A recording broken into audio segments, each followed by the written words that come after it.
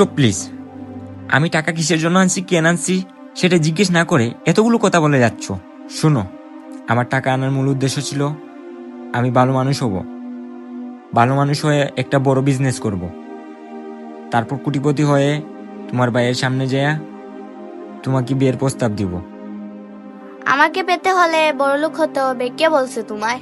তোমার ভাই হচ্ছে মানুষ নামে জানোয়ার, তার কলিজার বন্ডে পেতে হলে আমাকে কোটিপতি হতে হবে। তুমি তো আর আমার সাথে চলে যেতে পারবা না, সেটা তো তুমি নিজের মুখেই বলছো। সো আমি এই টার্গেট নিয়েই তোমার ভাইয়ের কাছ থেকে টাকাগুলো আনছি।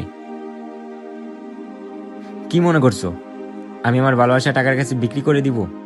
এত সস্তা না। তুমি আমার সাথে যে কাজটা করলা এটা একদম ঠিক করলা না। আমি বুঝতে পারিনি শুয়েব। আর তোমাকে কিছু বুঝতে হবে না। যে মেয়ে আমি টাকা